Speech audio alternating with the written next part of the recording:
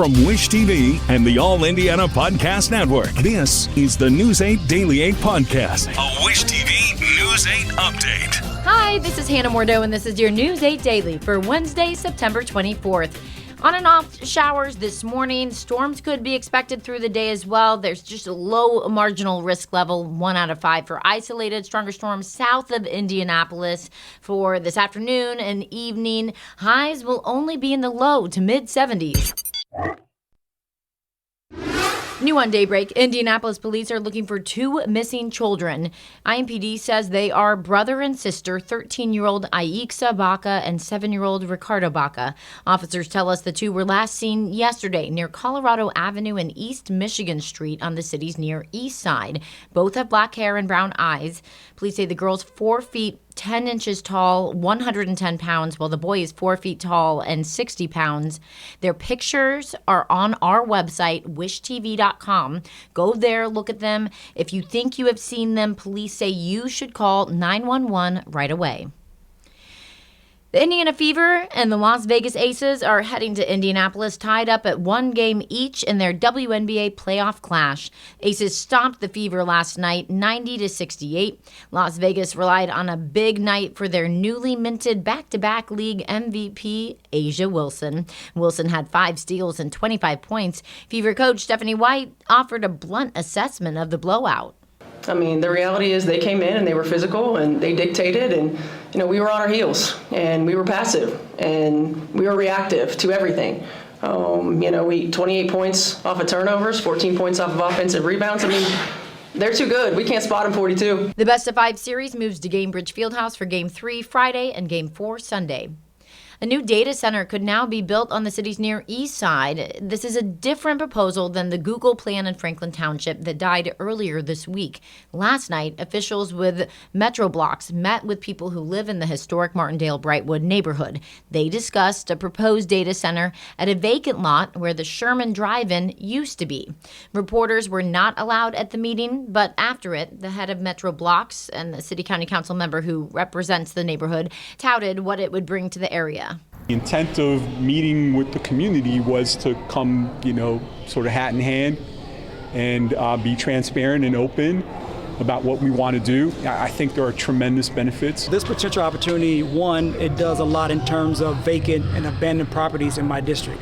It creates some real economic development and creates real opportunities. Talk of this data center comes after Google pulled plans on Monday night for a data center in Franklin Township. A majority of the council said they would vote to block rezoning that land for the center.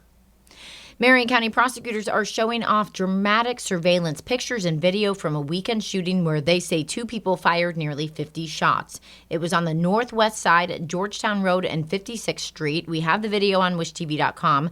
Police say they are searching for one shooter and that the other, Carlos Contreras, used an illegal device to rapid spray bullets, injuring 3 people. News 8's Malia Van Ostrin tells us about the crime and the charges. This is video of Contreras stepping out of a black Dodge Challenger before firing dozens of shots into a crowd in a parking lot. I believe it was 47 shots. Certainly the preliminary indications are that 3 different firearms were used and that we had 2 shooters that are alleged to have participated in this incident. Carlos Contreras now faces a long list of charges, including 3 counts of attempted murder, multiple counts of aggravated battery, and battery with a deadly weapon, along with possession of a machine gun, criminal recklessness, and resisting law enforcement. Mayor says Contreras used an illegal Glock switch device that is typically made through 3D printing or sold online. He says it's gaining popularity among young criminals. They're ill-equipped to handle the recoil, so their shots are incredibly inaccurate, endangering more people. This is a picture of a nearby car hit by that sporadic gunfire. You can see several bullet holes, and that wasn't the only car hit. Victoria Holmes was pulling up to the area Saturday night when she saw police tape and heard sirens going off. She's thankful she decided to stay inside. A lot of people are getting hurt now, just trying to go out and have fun. And it's just over petty reasons. IMPD remains focused and determined. We are targeting the most violent people in our community, the people, places, and behaviors driving violent crime. Our officers will continue to do our part to impact violent crime and hold those accountable.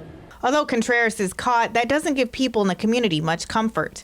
I'm glad they caught him as fast as they did, but it doesn't mean the end or nothing's going to stop from here on out. So far, investigators do not know what the gunman's motives are, and they say nothing in the video indicates any kind of fight before shots were fired.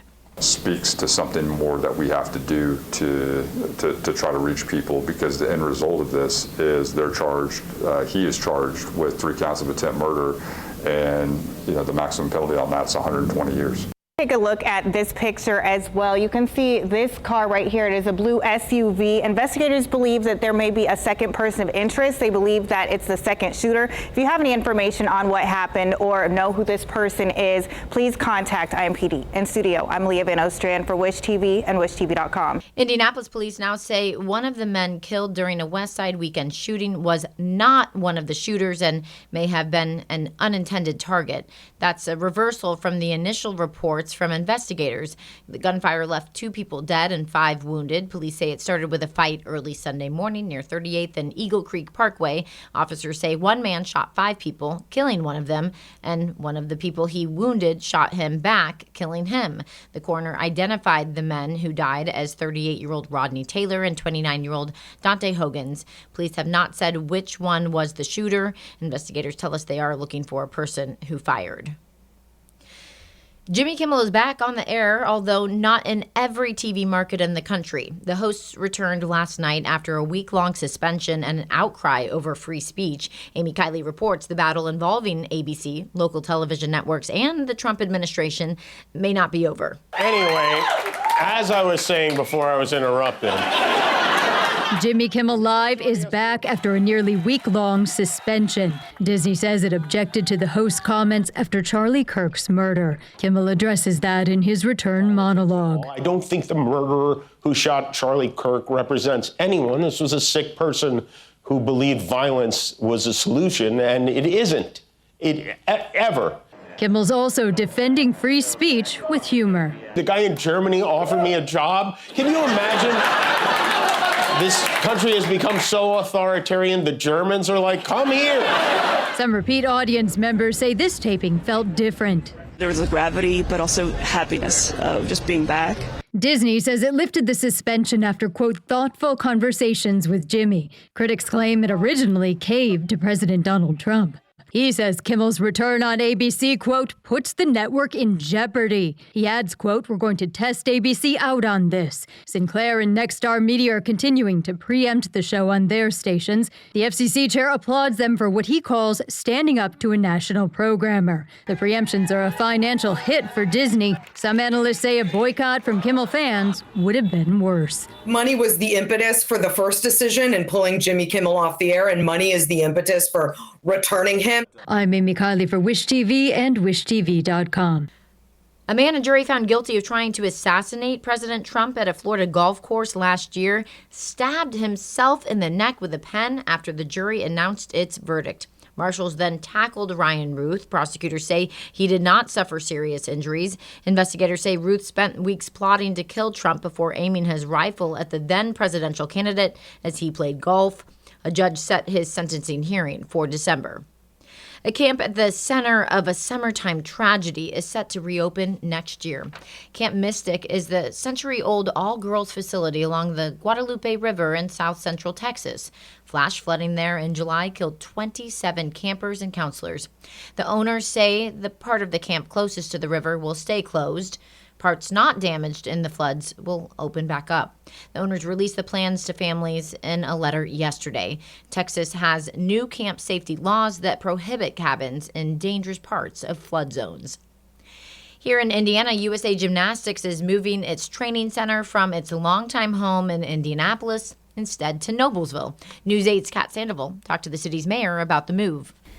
This is the rendering of how the new headquarters and training facility will look. The project will break ground in spring of 2026 and be complete in time for the Olympics in 2028. So to be able to have my hometown, a place I consider America's hometown, be in the running and then win an opportunity like this and beat out and punch above our weight with some other communities across the country, that's a big deal. The mayor says the $115 million facility will be split, 65% in private funds and 35% spent in public funds, with USA Gymnastics kicking off a $60 million fundraising campaign. The mayor says the facility will not just cater to Olympians, but also Hoosier girls and boys. USA Gymnastics intend to have 110 events a year, and that's a good thing, says mom Natalie Smith. I think it would bring great events for her. I mean, she likes gymnastics, so any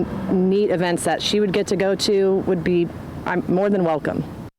I'm Kat Sandoval, Wish TV, wishtv.com. Major League Baseball is making a major move toward technology. The Big League Competition Committee has voted to use an automated ball strike challenge system next season.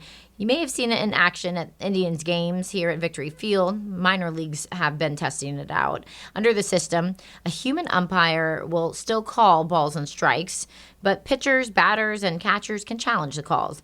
If they do, a camera system will show the location of the pitch on the stadium's video board, similar to the system that checks line calls in tennis.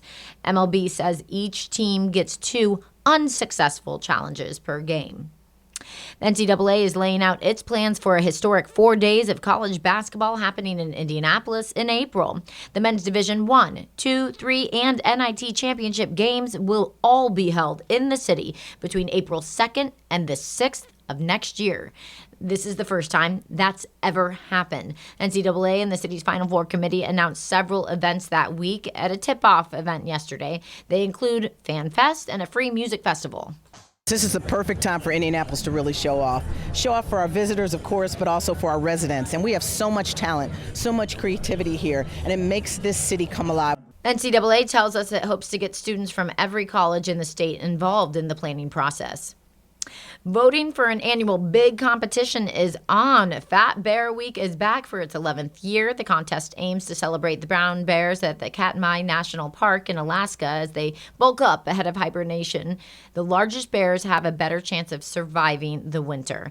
Voting started yesterday, runs until next Tuesday. So we have some of the matchups on wishtv.com. The first pits bears 26 and 99 against each other. Those are their names. They don't have other actual names. Second is between bears 99 and 856. Voting starts at noon. To cast your vote, you can go to wishtv.com, find the story in the As Seen On section. This has been your News 8 Daily from Wish TV. I'm Hannah Mordeau. Watch us on Wish TV and wishtv.com.